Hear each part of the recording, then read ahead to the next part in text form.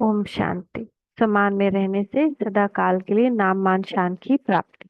हर एक चाहता है कि अपना नाम अच्छा हो, दूसरा मान, तीसरा शान। नाम मान शान, नेम, फेम, और क्या हो गया, नाम मान, ऑनर, क्या शान, ये प्राप्त करना चाहते हैं। आप भी क्या चाहते हो? आप भी यही चाहते हो ना कि हद की नहीं, बेहद का। तो दुनिया वाले तो हद के नाम के पिछाड़ी दौड़ते हैं, और आपका नाम विश्व में जितना ऊंचा है उतना और किसका है। आज भी हमारे नाम से पूजा होती है ना। कितना पूजा हो रहा है गणेश का, दुर्गा का, वैष्णो का। तो आप अपने नाम को देखो। वैष्णो देवी कौन? जो वैष्णव बने, जो जिसने व्यर्थ संकल्पों से भी पवित्रता को दूर किया, वो वैष्णो देवी है, संपूर्ण वैष्णव। तो कहानियां तो बहुत बनाई, मगर मेन बात ये है जिसका यादगार वो है। तो हद का नहीं, बेहद का। तो दुनिया वाले तो हद के नाम के पिछाड़ी दौड़ते हैं, और आपका नाम विश्व में जितना ऊंचा है उतना और किसका है।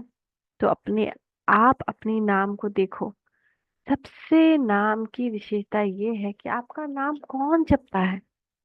स्वयं भगवान आपका नाम जपता है। तो इसमें बड़ा नाम, इससे बड़ा नाम क्या होगा कि भगवान के सामने हम फेमस हो गए, भगवान हमको जान गया।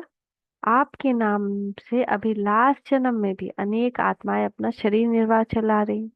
रियल ब्राह्मण तो हम है ना, लेकिन हमारे नाम से आज तक भी कुख वंशावली ब्राह्मण का जीवन निर्वाह चल रहा है। सभी काम में ब्राह्मणों को बुलाते हैं, शांति पाठ कराते हैं, यज्ञ हवन करवाते हैं, घर की सुख शांति के लिए प्रार्थना करवाते हैं। तो वही तो हम आज कर्तव्य किए, जिसके यादगार से अभी भी उन आत्माओं का शरीर निर्वाह चल रहा है। आप ब्राह्मण हो ना, तो ब्राह्मणों के नाम से आज भी नामधारी ब्राह्मण कितना कमा रहे हैं, आप ही से कमा रहे हैं। अभी तक नामधारी ब्राह्मण भी कितने ऊंचे गाए जाते हैं। तो आपके नाम की कितनी महिमा है, इतना श्रेष्ठ नाम आपका हो गया। इसलिए हद के नाम के पीछे नहीं जाओ।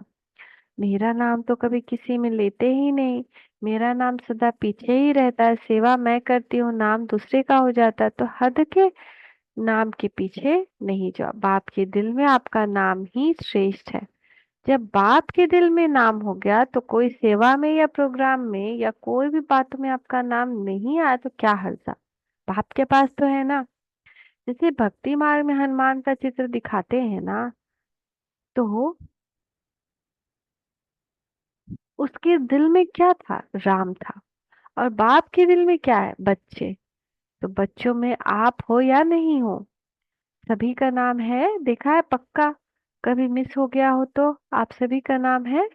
तो और नाम के पीछे क्यों पड़ते हो? क्योंकि मेजोरिटी यही नाम मान शान गिराता भी है, और यही नाम मान शान नशा भी चढ़ाता है। तो प्राप्ति के रूप में देखो, अगर मानो कोई कारण से आपका नाम गुप्त है, और आप समझते हो कि मेरा नाम होना चाहिए, यथार्थ है, फिर भी अगर किसी आत्मा से हिसाब किताब के कारण या उसके संस्कार के कारण आपका नाम नहीं होता है, आप राइट हो और रॉन्ग है, फिर भी आपका उसका नाम होता है, आपका नहीं, तो विजय माला में तो आपका नाम निश्चित है। इसलिए इसकी भी परवाह मत करो। इस रूप में माया ज्यादा आती है, इसलिए अभी गलती से नाम मिस हो भी गया, कोई हर्जा नहीं। लेकिन विजय माला में आपका नाम मिस नहीं हो सकता, पहले आपका नाम होगा। तो अपने नाम की महिमा याद रखो कि मेरा नाम बाप के दिल पर है, विजय माला में है, अंत तक मेरा नाम सेवा कर रहा है।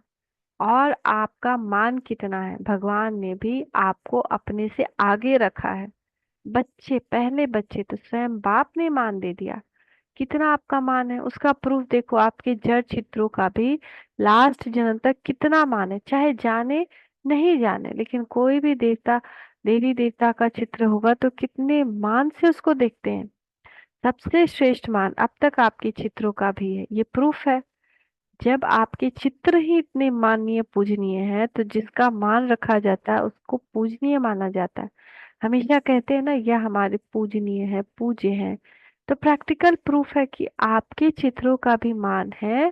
तो चैतन्य में है, तब भी चित्रों का मान है। अगर चैतन्य मान नहीं होता तो चित्रों को कैसे मिलता? बाप तो सदा कहते हैं पहले बच्चे, बच्चे डबल पूजे जाते हैं, बाप सिंगल। तो आपका मान बाप से ज्यादा हुआ ना, इतना श्रेष्ठ मान मिल गया। तो जब भी कोई हद के मान की बात आए तो सोचना कि आत्माओं का मान क्या करेंगे, क्या हमको हमको इनसे क्या इज्जत चाहिए।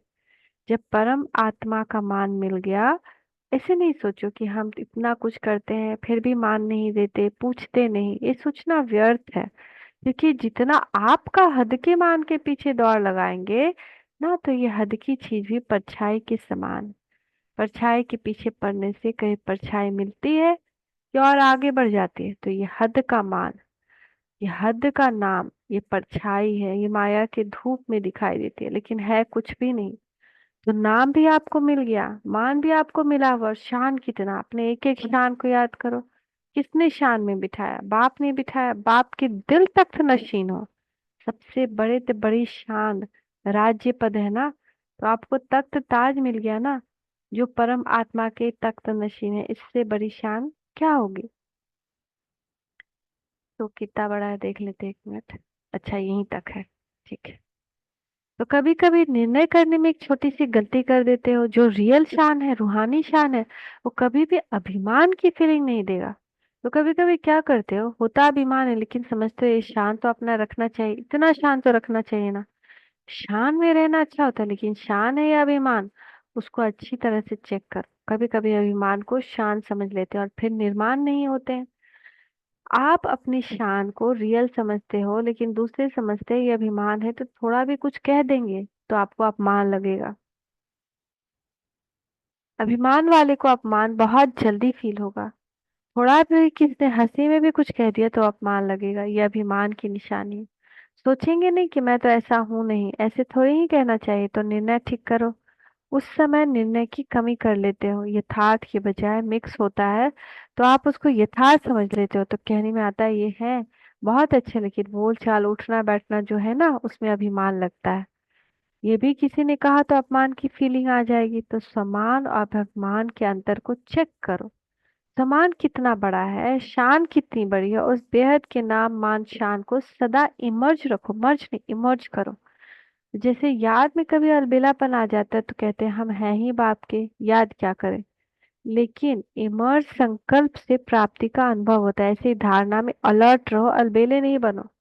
क्योंकि समय समीप आ रहा है, समीप समीप, समय समीप क्या सूचना दे रहा है, समान बनो, संपन्न बनो। तो समय की चैलेंज को देखो, आपको कोई भी अप्राप्ति नहीं है। और क्या प्राप्ति होती है, अगर स्थूल रीति से देखो तो तंदुरुस्ती चाहिए, संपत्ति चाहिए, संबंध चाहिए, यही प्राप्ति में चाहिए ना। तो आपकी आत्मा कितनी तंदुरुस्त है?